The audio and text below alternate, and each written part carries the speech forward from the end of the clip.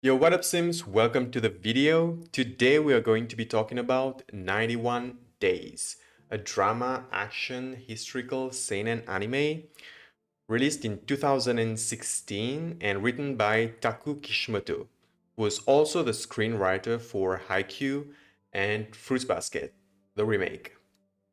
So 91 Days was animated by Studio Shuka, which also animated Jurara, and that's hard to say. Jurara.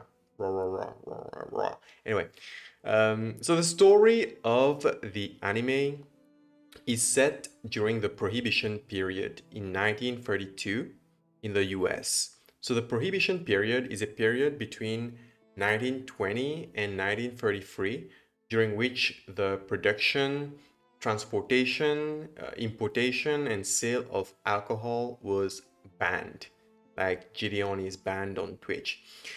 So it's set in 1932, so a year before Prohibition ended. So the story follows Angelo Laguzza, whose entire family was murdered by members of a mafia family called the Vanetti family. Sounds familiar? Yeah, we all know what that sounds like. So after this tragedy, Angelo decides to leave the town where he grew up. So he was 12 at the time. So he decides to leave the town of Lawless and go into hiding because the guys who killed his family members, his dad, his mom, and his little brother, were still looking for him, right? And during that time when he was away, he was not just, sitting there doing nothing, just living his life. Now, after this tragedy, his mind became clouded with the idea of getting revenge against the Vanetti family. But there was a problem. He didn't know, he didn't have a lead. He didn't know like who exactly killed his parents and little brother, right? So he spent 7 years honing some very useful skills that we'll talk about a bit later. But then got an opportunity to finally take revenge against the Vanity family. He receives a mysterious letter with the names of the people, the exact people from that family who killed his parents and little brother, whatever. I don't know how many times I've said that already. But anyway, yeah, he gets this mysterious letter telling him to go back to the town of Lawless and, take revenge. Obviously, that person had ulterior motives. It was definitely not a benefactor, and Angelo knew that. But yeah, Angelo goes back. Of course, he seizes this opportunity because why not? After the tragedy, he was literally frozen in time in that moment, that night. That's all that was in his head. Um, so yeah, he goes back to the town of Lawless and infiltrates the Vanetti family. That's how he intends to make sure that he's able to kill everybody involved in that murder, right? In just taking everything away from him. So he infiltrates the family and starts using the skills that he has honed over 7 years in seclusion. And in order to explain this better, I'm going to go into a segment where I talk about the notable characters in the anime because I think that aside from the anime itself, the plot itself, it's interesting, but it's pretty generic in many ways. But the characters, especially the MC Angelo, are very interesting. So Angelo is the loner, aloof type. Yeah. Uh, and he learned to suppress his emotions. Oh, not learned. He just became someone who doesn't show his emotions. He only he didn't care about anybody. He only cared about this one friend that he had now, who's now his one and only brother. Not brother by blood, but brother by how in animes. I don't know if that's a thing in Japan, but like they just drink a cup of sake and now they are brothers, you know, like Luffy did with Ace and Sabo. That kind of brother. There's that dude that he cares about, but of course he doesn't care about that dude, Corteo. His name is Corteo. He doesn't care about Corteo more than his revenge, obviously. Um, yeah, so he is always suppressing his emotions. He doesn't have a lot of that left anyway, but the little that's left, he suppresses that and uses the skills that he has honed over the years to decimate the Vanity family. But he goes about it very slowly. He calculates every move he makes and makes sure that he's able to hit everybody in, like, you know, he could easily just kill the first person he sees out of anger or whatever, and then get killed because he's dealing with the mafia. The town of Lawless is ruled by um, the mafia. You know, it's funny because the name is Lawless, the name of the town, but it's really lawless. Um, so yeah, he first of all, he's a pickpocket. All right, that's the first of his skills. He's a pickpocket. That's how he was living during those 7 years while he was away. That's how he was earning money. Um, I don't know if he did anything else. It wasn't mentioned, but yeah. But that's not the most notable skill. It doesn't really matter that much. But Angelo, Angelo's biggest skill is his ability to, first of all, calculate every move he makes, right? And adapt to every situation. He's able to turn a situation that's seemingly not related to him or not necessarily working in his advantage. He's able to turn that kind of situation to his advantage. Like his intelligence is not flagrant throughout the anime. It's not the thing that stands out the most, but if you pay really close attention, you realize how smart he is through his adaptability.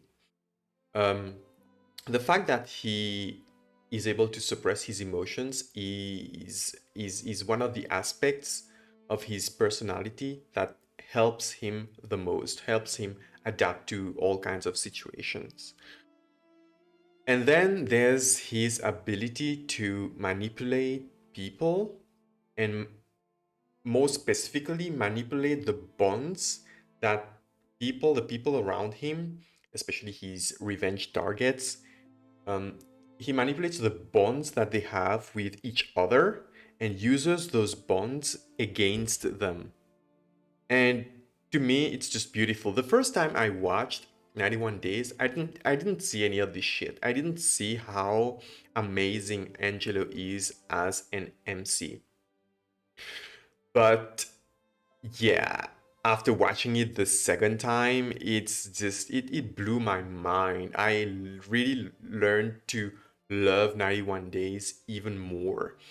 And the thing about 91 Days is that it's not the kind of anime that will make you get lost in. It won't take your breath away, right?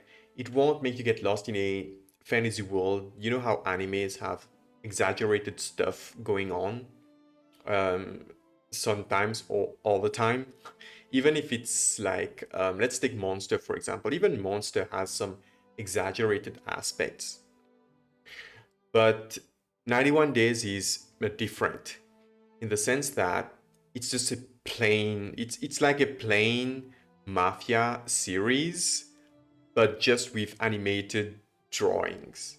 Like it's just normal, yeah, right? The only difference between this and I don't know, I can't remember a mafia movie that I've watched, but any mafia movie with real people is the fact that these people are not real people.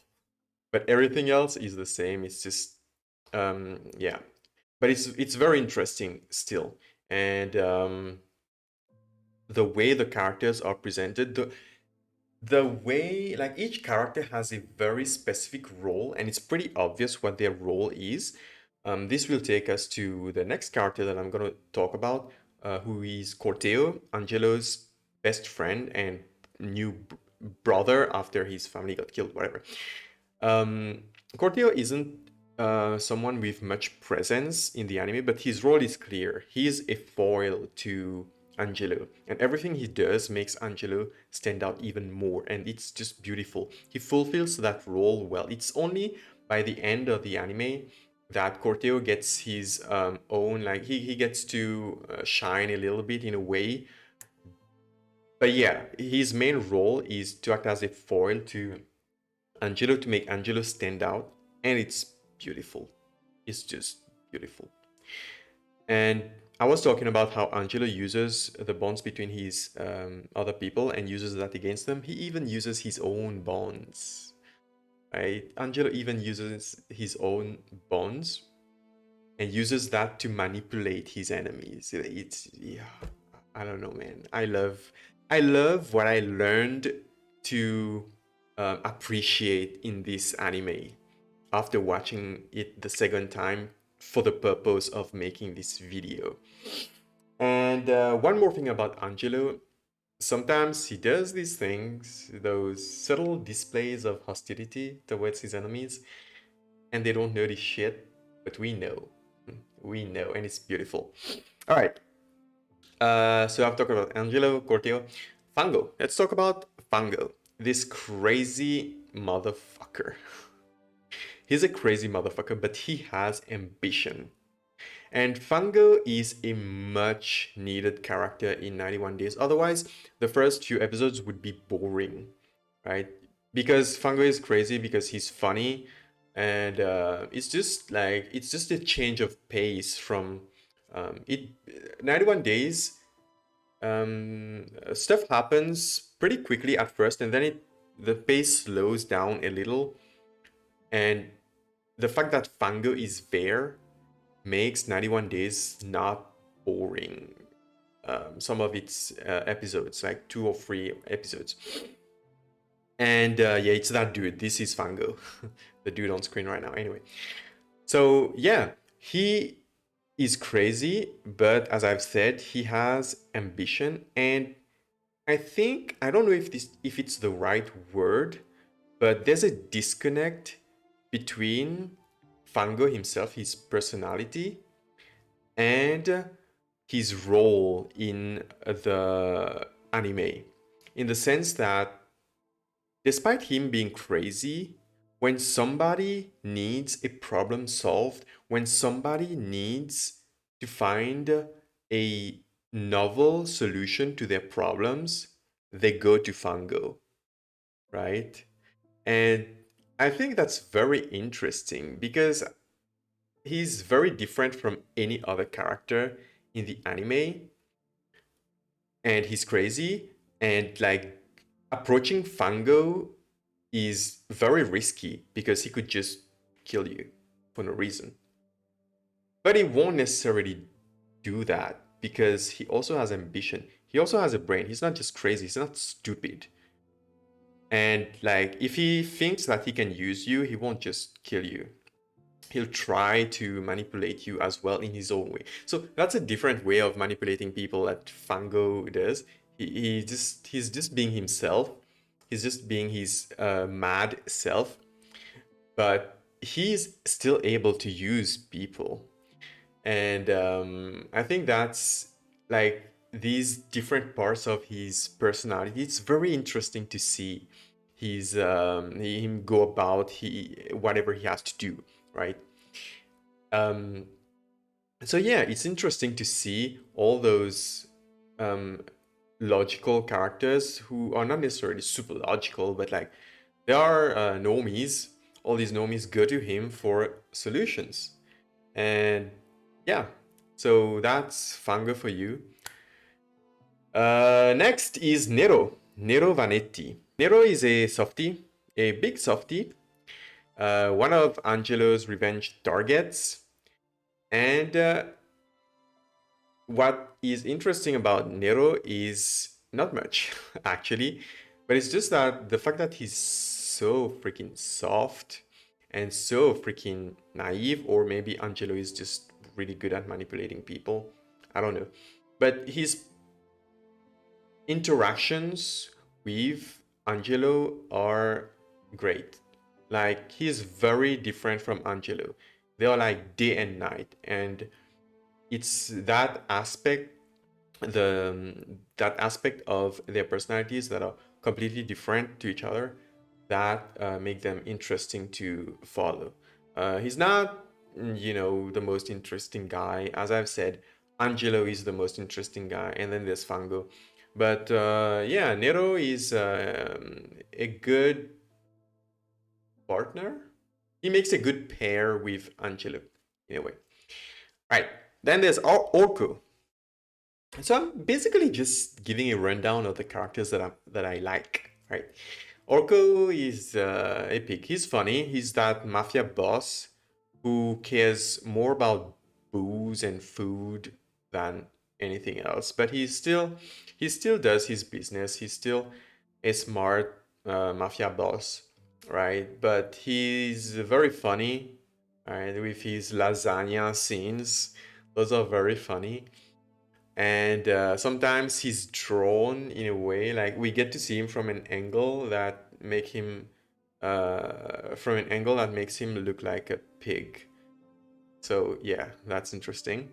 Then there's Frate. Frate is the relatable guy, right? The relatable guy because he's the guy who he finds himself in a position that he's not really, really not fit for, And unfortunately for him, that position is a position in a mafia family. And when you find yourself in a position, in the wrong position in a mafia family, yeah, it doesn't go really well. Like, if you find yourself in the wrong position at a normal job, at the average job, you could be depressed for a few days. You could be down for your mood is gonna get soured, you know. But like, yeah, you won't end up like Frate, or maybe you will. I'm not sure. But like, yeah, Frate was messed up, unfortunately. Yeah, and that's why in the beginning he didn't have much presence. Unlike Fango, who even when Fango is off screen, he has a lot of presence because everybody else is talking about him. But Frati is different. He didn't have much presence, but later on he became that relatable guy, and it was nice to see him get a little bit of character development, especially in that direction. Because I think, like as I've said, each character has this specific role. It's very obvious, but very interesting to see because every action, everything that the other characters do just make just it just makes Angelo stand out. And yeah, that's basically it. Everything the others do, every single thing makes Angelo stand out. So even like Ronaldo, for example, Ronaldo, the wannabe puppeteer, Um, he's a wannabe puppeteer, but we know the real puppeteer is Angelo. That's basically his role, and yeah, it makes Angelo more interesting. It makes the anime more interesting, and yeah, that's basically it. That's my rundown of all the most interesting characters in the anime. So I'm just gonna go over my favorite moment and then give a summary. My favorite moment in the anime is the first 20 seconds of episode 8. Yeah, so go watch that. Watch 91 Days so you can watch the first 20 seconds of episode 8. It actually shows how Angelo uses, his own bonds to his own advantage. So anyway, 91 Days is a chill, dark story about vengeance, about betrayal. There's a lot of betrayal in this shit. Even if they boast about their family ties, the friendships are solid. The friendships are rock solid. But the family ties, that's probably why it was easy for Angela to use all these dudes, man. The family ties are shit. Maybe some are nice, but yeah, just watch the freaking anime.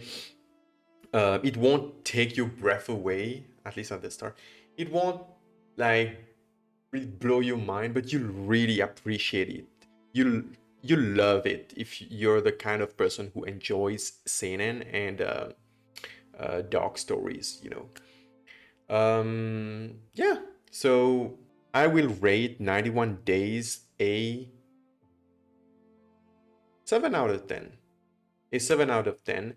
It could deserve more, but I always rate with other animes in mind. I always compare it to other animes that I like. So my ratings are very subjective, but it could also be an 8. But I'm gonna give it a 7. But I don't think it's better than an 8 though. But I'm gonna give it a 7 relative to other animes that I've watched. Yeah. So if you want to see an anime about vengeance, betrayal, and you get to see, if you want to see into the schemings of mafia families, go watch 91 Days. I highly recommend it. Thank you for watching the video. Make sure to like it, subscribe, and leave a comment if you have something to say. If you don't have anything nice to say, like your mama said, shut up. And yeah, follow me on my socials, Instagram, Twitter. You can follow me on Twitch if you want. I stream sometimes. But yeah, that's it for the video. Goodbye. See you next time.